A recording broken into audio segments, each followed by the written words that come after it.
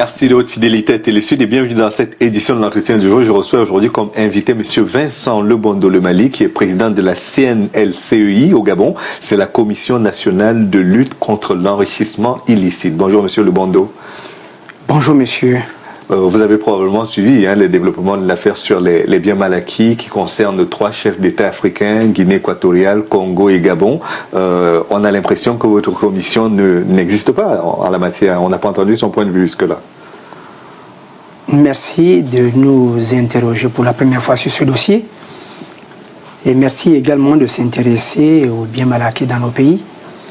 Mais tout ce que je peux vous dire, c'est qu'au Gabon, je ne sais pas ce qui se passe en Guinée équatoriale ou au Congo, mais au Gabon, il y a une commission nationale de lutte contre l'enrichissement illicite qui a été mise en place depuis le 7 mai 2003 et qui a, entre autres, pour mission l'enregistrement des déclarations de biens des autorités de la République et des agents publics. Et nous entendons souvent parler de cette affaire de biens mal acquis. Dans les médias, personne, que ce soit au Gabon ou ici, ne s'est jamais approché de nous pour nous parler de ces biens mal acquis. C'est le cas aujourd'hui. Vous avez probablement entendu parler du patrimoine du président Bongo, des achats de son épouse, des Bentley qu'il aurait achetés. Qu'en est-il concrètement? Merci de nous informer, comme d'autres médias l'ont déjà fait. Nous avons un seul souci à ce niveau, c'est que nous ne savons pas exactement à quel moment ces biens ont été considérés comme mal acquis. Est-ce qu'ils ont été considérés comme mal acquis au moment où on les achetait ou longtemps après? Parce que si j'ai de l'argent que j'ai acquis, vous ne savez peut-être pas trop comment, et que vous vendez une voiture et que je viens acheter votre voiture, on enregistre tout légalement et 5 ans ou 2 mois plus tard, quelqu'un dise que le véhicule que j'ai acheté était mal acquis. Nous avons à notre niveau envie de savoir qu'est-ce que ça veut dire un bien bien acquis et un bien mal acquis. On lui dit souvent que c'est mal acquis parce que c'est acheté en espèces. Est-ce que si vous avez bénéficié d'un rappel de votre rémunération ou d'une autre source de revenus et que vous devez acquérir un bien, si en France on ne paye pas au-delà d'un certain seuil avec de l'argent en espèces, en Afrique on le fait encore. Au Gabon on le fait encore. Maintenant, est-ce que bien mal acquis signifie qu'on a détourné les biens pour acquérir d'autres? C'est une autre question. D'accord. Est-ce que c'est dans votre sphère d'investigation déjà, ce type d'affaires-là? C'est-à-dire, par exemple, que l'on dise le président Bongo, Ali Bongo, a des biens en France. Vous pouvez, de votre propre chef, venir en France enquêter sur des sujets de ce type-là, sur des interrogations de ce degré? Non, il faut plutôt dire que depuis 2003, à la mise en place de la commission, le législateur gabonais a prévu, à la suite de l'adoption et de la ratification des conventions de Maputo, qui est la convention de l'Union africaine sur la lutte contre la corruption, et de la convention de Mérida, qui est la convention des Nations unies de la lutte contre la corruption, il est prévu que tous les agents publics fassent la déclaration de leurs biens.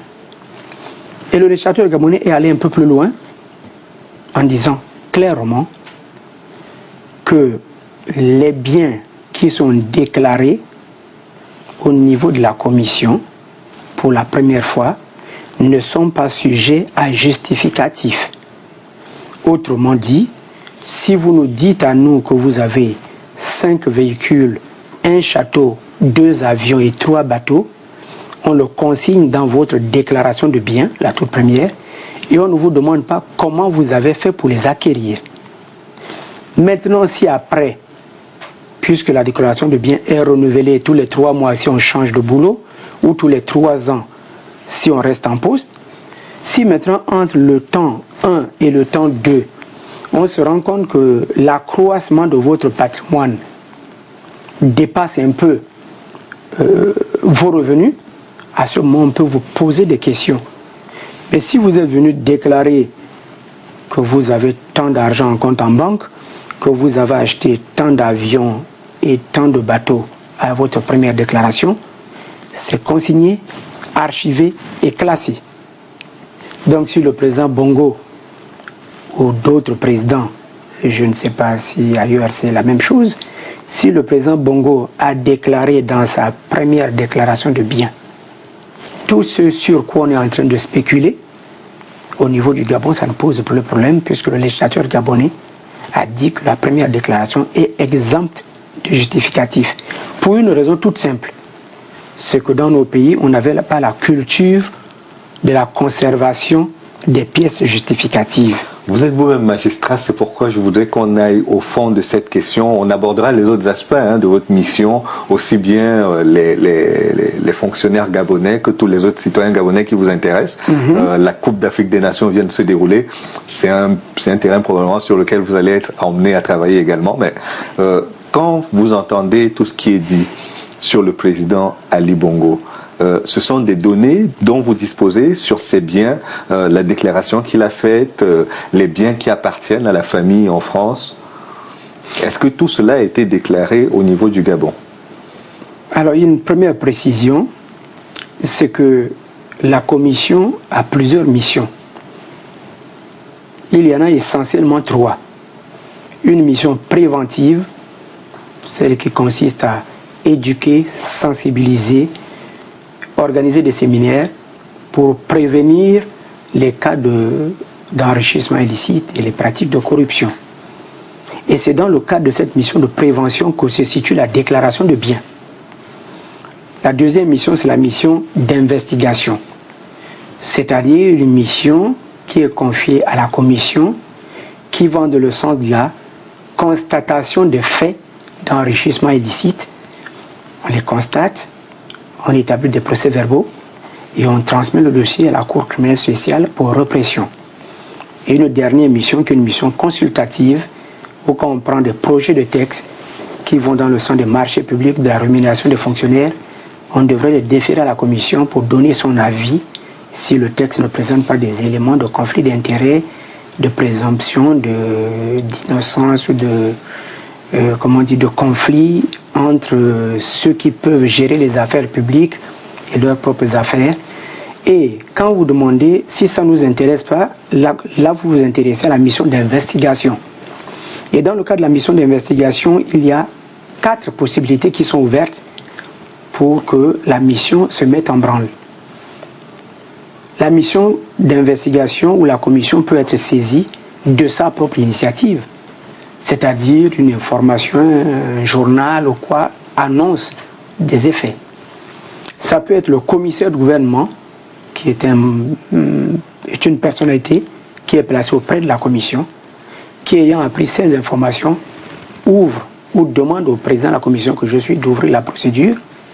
Ça peut être toute administration intéressée, on va dire les biens mal acquis sont dans le domaine de l'immobilier et le ministre chargé du patrimoine, de l'immobilier ou de la conservation foncière saisit la commission.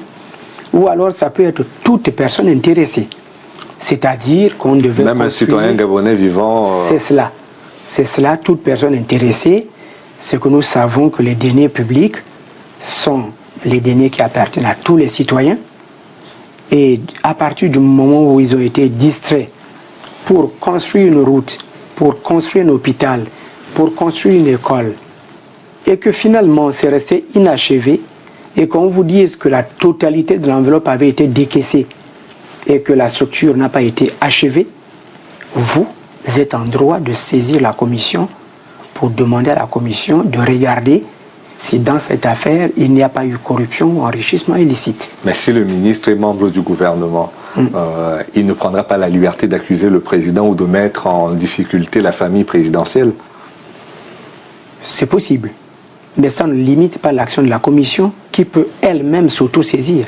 D'accord. Et dans le cas de cette affaire des biens mal acquis qui date de 2007, quelle a été votre attitude vis-à-vis à la fois des juges français et des médias qui ont relevé et qui continuent de s'intéresser à cette affaire? J'ai un seul regret par rapport à ça, c'est que depuis 2007, comme vous le dites, quand on parle des biens mal acquis, aucun magistrat, aucun expert français ne s'est rapproché de la commission du Gabon. Nous avons l'impression au Gabon que c'est une affaire franco-française. Ça se déroule à Paris. Et nous constatons que s'il y a 5 journaux qui écrivent les uns à la suite des autres, tous disent la même chose. On a l'impression que le côté investigation intellectuelle s'est arrêté et que vous écrivez en janvier dans un journal, un autre écrive en mars dans un autre, puis un troisième en juin dans un autre. Les informations sont exactement les mêmes. Et nous, de Libreville, on les lit simplement et puis on attend, on est convaincu que ça finira par arriver jusqu'à nous. Mais depuis 2007, on attend et ça ne vient pas. Mais vous pouvez également provoquer cette réaction que vous attendez, c'est-à-dire celle de saisir les médias ou de saisir les juges pour leur dire il y a un autre son de cloche, il y a d'autres vérités qui ne vous sont pas accessibles pour l'instant. Le Gabon aujourd'hui fait une bonne avancée merveilleuse dans ce qu'on appelle en droit l'état de droit. Et dans un état de droit, les citoyens sont couverts par la présomption d'innocence et de bonne foi.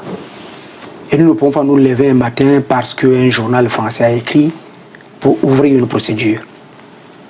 Même si la commission doit ouvrir la procédure de son propre chef, mais la commission vérifie certaines informations et les sent fondées avant d'ouvrir. Il ne s'agit pas d'être là comme, je ne sais pas, un chien qui à chaque appel bondit sur telle proie, au bout du compte, il n'y a rien. D'accord. Vous avez déjà condamné des personnes dans le cadre des activités de la Commission nationale? Non, nous n'avons pas encore condamné de personnes et l'expression n'est pas bonne parce que ce n'est pas à nous de condamner. Nous faisons un travail d'investigation. Attirer l'attention alors de l'administration. Nous faisons un travail d'investigation. Après, les résultats de ce travail sont confiés soit à l'administration pour essayer de réparer les dérèglements qu'on a constatés, soit au juge pour sanctionner les fautes commises.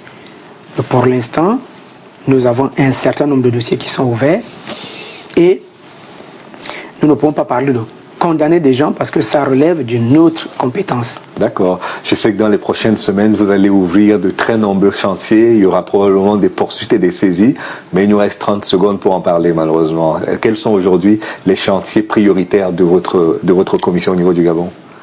Premier chantier prioritaire, là où nous sommes dans la matière investigation. Premier chantier prioritaire, les véhicules qui sont acquis de manière tout à fait illicite. Deuxième chantier, les immobilisations qui sont acquises de manière tout à fait outrancière. Troisième chantier, il y a une pratique dans nos pays qui s'appelle les fonds communs ou les primes de rendement qui sont malheureusement institués par des arrêtés ou des décrets ministériels. Or, il semble que les finances publiques doivent au préalable avoir des textes législatifs avant d'arriver à l'exécution. Très bien, Monsieur Vincent Lebondo, le Mali, nous allons suivre ces activités. Nous aurons probablement à revenir vers vous pour faire le point de ces différents chantiers et des activités de la Commission. Merci d'avoir accepté notre invitation. Merci infiniment de vous intéresser aux agences anticorruption d'Afrique.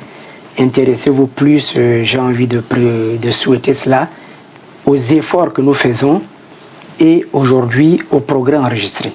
C'est le but de la démarche et c'est également l'intérêt qui nous porte vers vous comme vers vos autres homologues des pays africains concernés par cette activité. Merci d'être venu. Merci encore. Et merci à vous d'avoir suivi cette émission jusqu'à son terme. Rendez-vous demain pour une autre édition de notre chaîne du jour. À bientôt.